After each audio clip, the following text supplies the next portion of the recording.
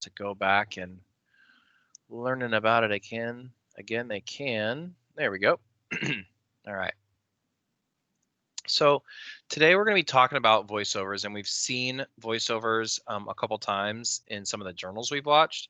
Like probably the biggest two would be Stranger Than Fiction, the one with Will Ferrell, where he's a man of infinite numbers, and there was like a literal omniscient narrator who's not a character in the story, talking about his life. We also had Royal Tenenbaums, the movie about the three kids um, who were like the kid geniuses, and we had it was Alec Baldwin doing the narration.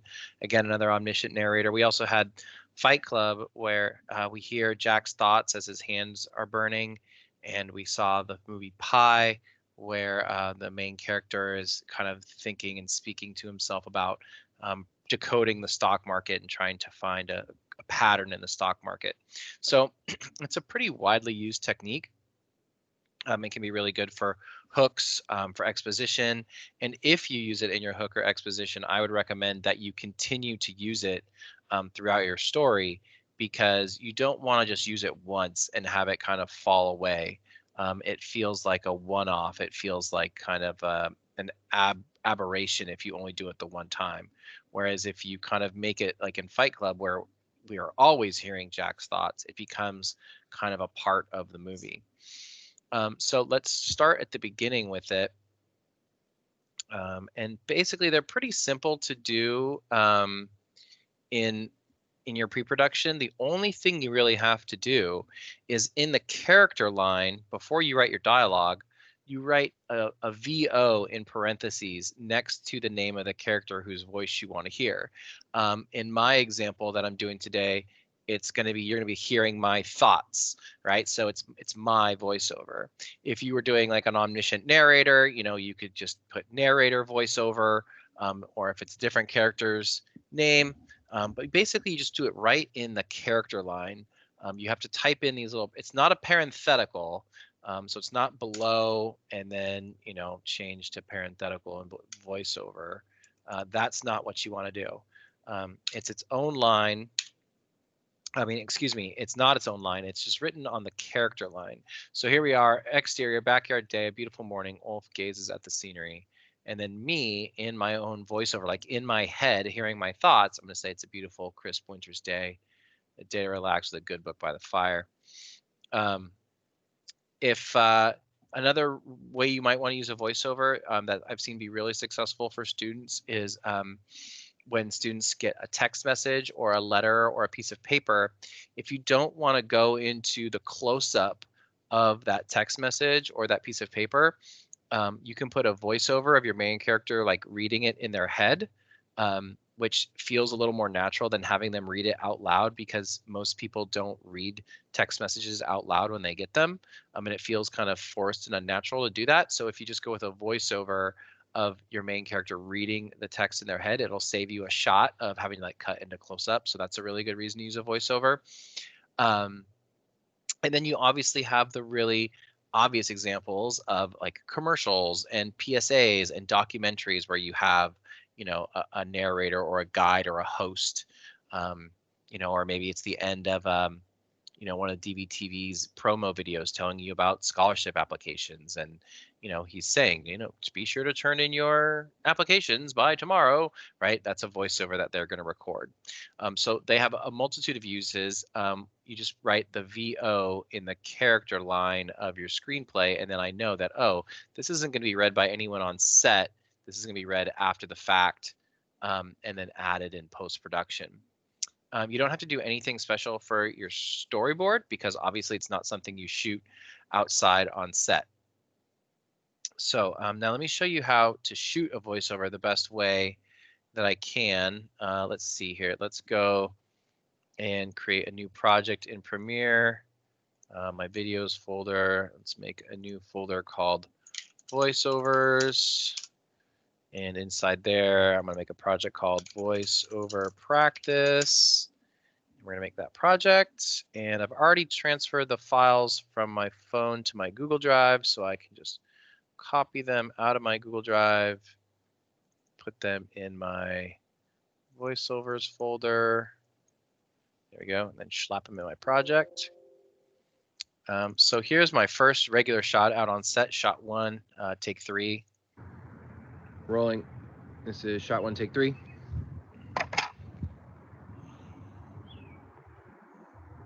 Action. So there's my in.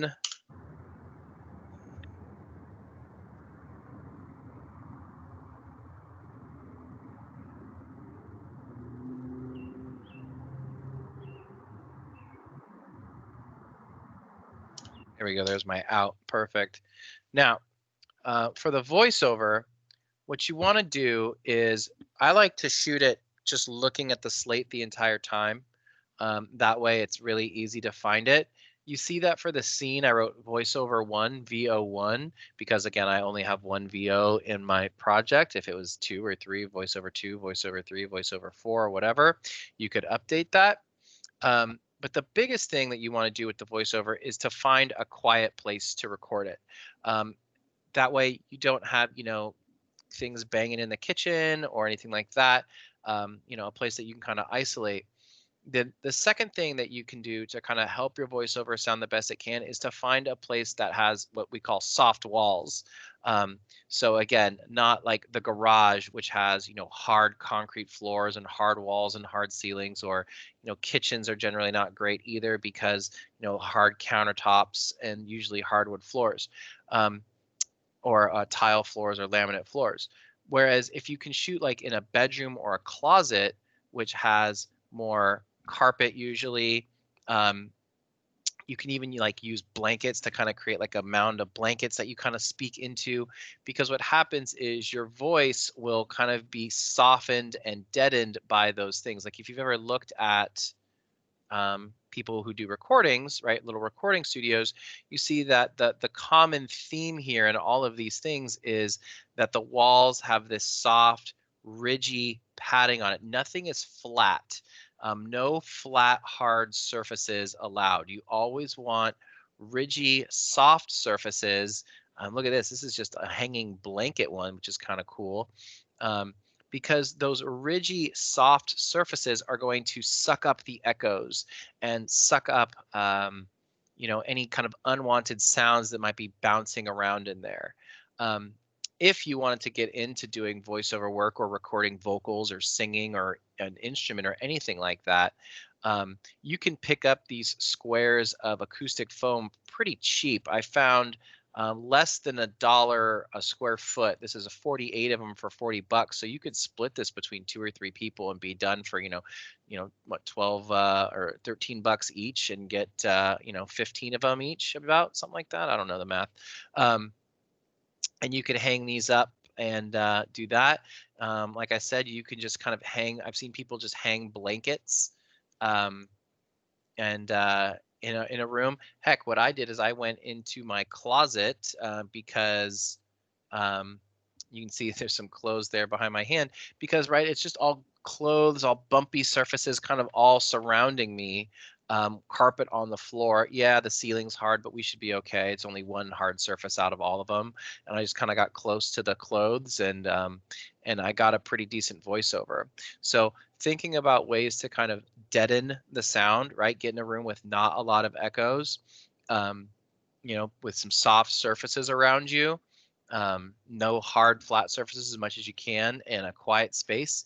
And then, like I said, I just record the slate the entire time because I know I'm not going to use the image of this recording. I'm only going to use the sound. So let's listen here, see how it sounds. Rolling. This is voiceover 1, take 2. Action. All right, I'm going to set my in. A beautiful, crisp winter's day. A day to relax with a good book by the fire. All right, and there's my out. Now, if I was to just drag this down to my timeline like normal, you see that I would bring down the image of the slate, but I don't want that. That's no good. Let's delete that and start again. Underneath the image in Premiere, there's a little image that looks like a little film strip. and a little image, a little icon that looks like spiky wave, audio wave forms here. If I click and drag on the film strip, it only brings down the image portion of the track of the shot, right? There's no audio on that, so that's no good.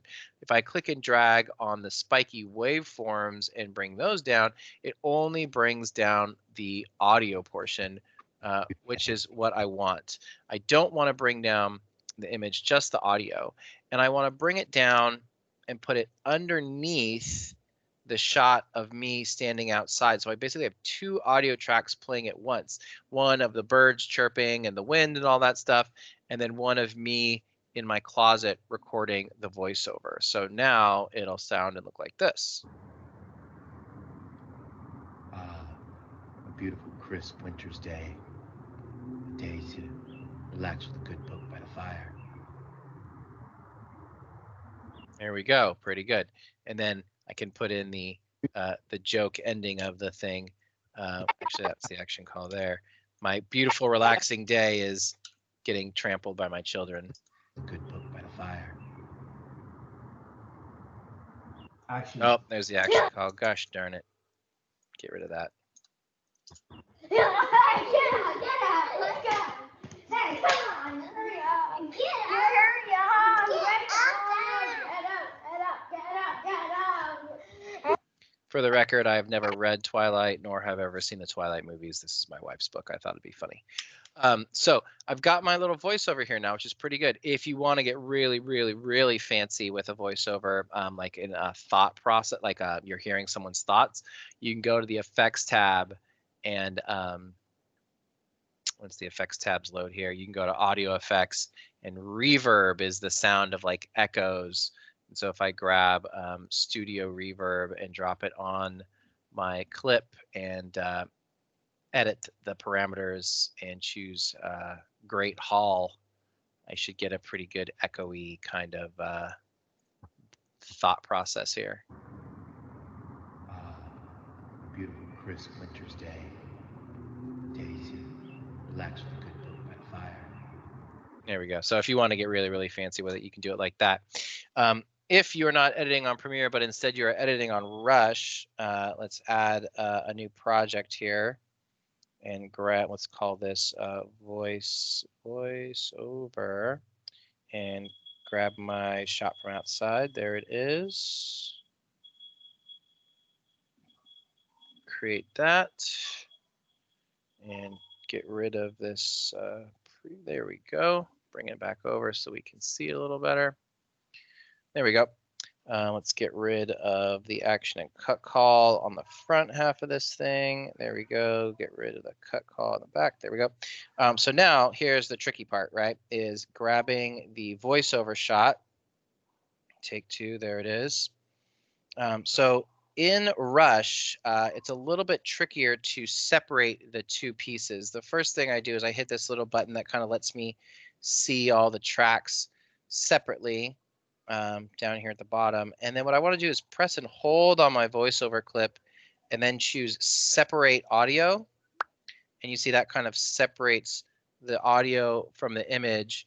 Now I thought like I could just delete the image now, but for some reason it still deletes them both, which is dumb. What you have to do is you have to pull the audio away so that they're not touching at all. And now you can delete the image of the slate. And now I can take, and I probably should have done my in and out before I did this, because now it's gonna want to fight. There we go. There's the in, and there's the out. And then I can take this clip and put it underneath my shot of me outside in the backyard. A beautiful, crisp winter's day. A day to relax with a good book by the fire. There we go. And you can get a little bit crazy in Rush. They don't have as many effects, but if you click on audio, I found this, which is kind of cool. You can, auto volume is kind of nice. Balance sound is kind of nice. Reduce noise, sure, why not? Let's do it. I don't want to reduce the echo, and then you can enhance the speech. You can give it a higher or lower pitch. So I gave it a lower pitch, and then I'm gonna turn the volume down just a smidge because I'm reading loud. Here we go. A beautiful, crisp winter's day. A day to relax with a good book by the fire. So you can, I mean, it's not a ton of options to mess with it, but you know, it's definitely something. You know, you can change the pitch. I wonder how I sound with a higher pitch. Let's give it a shot. A beautiful, crisp winter's day. Kind of makes it sound like it's on the radio. A day to relax with a good book by the fire. There we go. So pretty easy to do in Rush. You just got to separate the audio and kind of remove the two from each other, and then you can stack them and layer them together like that. So pretty good stuff there. If you and voiceover work, as I was looking into it, is really kind of blowing up now, especially with everyone working remotely and things like that. And you can actually you know, this is a job that a lot of people actually do from home. I think Mr. Wade has actually started doing some voiceover work. He's got such a great voice, that low voice of his. And he's recorded some things for people from home and, you know, gotten paid for it. It doesn't cost a ton to get a very decent setup, especially if you can just like book 1 or 2 jobs. It'll basically pay for itself. Just looking on Fiverr, you know, there's lots of, you know, people posting jobs, but I didn't see many like teenagers. I saw a lot of adults, British voice, American voice, Spanish voice, you know, but I didn't see a lot of like teenage voices on here. So that might be a niche that you guys can get into, recording voices for, you know, for kind of like teenage type things. And then also if you can kind of like change your voice to do like characters, you know, like cartoons and animation and stuff like that, and do the voices for the characters, you can definitely make some decent money doing that as well. So I thought that was kind of cool. My voice, unfortunately, is just not beautiful enough. When I was at college at UC Santa Cruz, I did some play-by-play sports for the basketball team and the volleyball team, and we would do it on the radio. You know, I do the live sports on the radio, but just you know, I wanted to go work for a baseball team and be their play-by-play guy, but you got to be born with it. There's no training your voice to sound the way that, you know, Vin Scully's voice sounds or John Miller's voice sounds. It's just, or Al Michaels. It's just the way it is. But maybe you've got the golden voice that'll make you some money on Fiverr or wherever. All right, so what we're gonna do is let's see here. Where do I want to go? Oh, I want to show you this. This is kind of funny.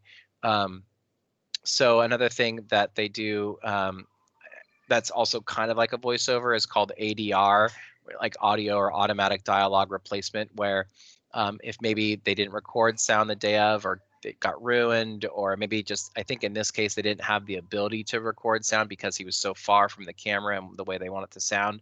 And so this is Hugh Jackman redoing those sounds when he played Wolverine. So he's watching the movie that the raw footage they shot, and he's trying to kind of match his Wolverine sounds to the footage that was shot, so they have a nice clean audio of it. It's pretty funny to watch.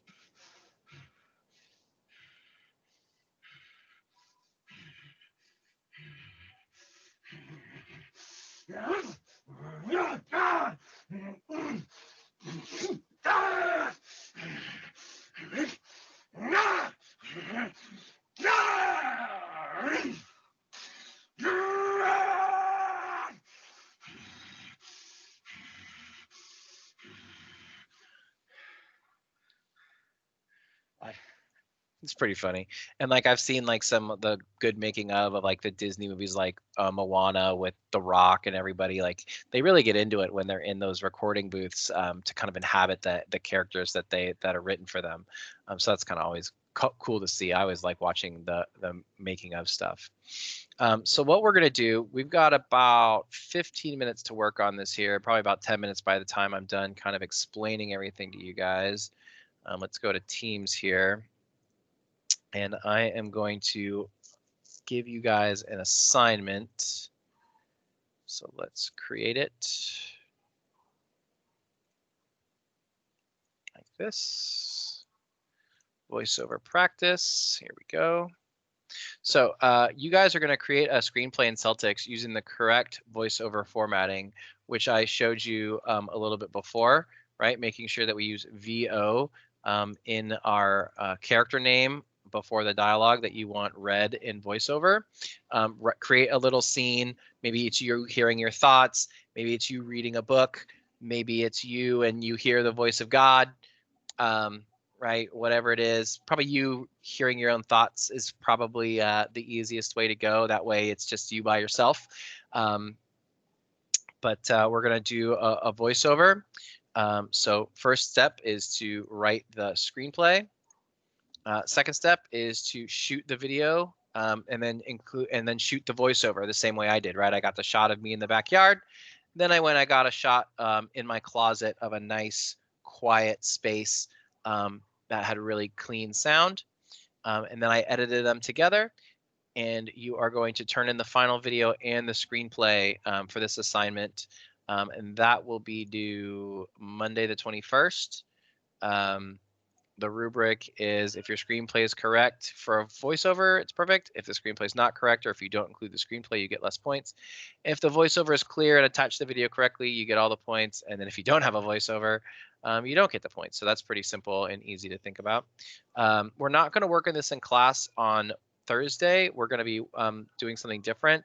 So this is kind of like your homework. So you got a little bit of time now to work on it. You got about 15 minutes to work on the screenplay. And if you are really fast, you might even record the voiceover or the shot in your room, and then you can edit them together later. And then at what time would it be? 1:25, I will post the exit ticket for you guys to do, showing me how far you've gotten and what you've been working on for the last 15 minutes to kind of prove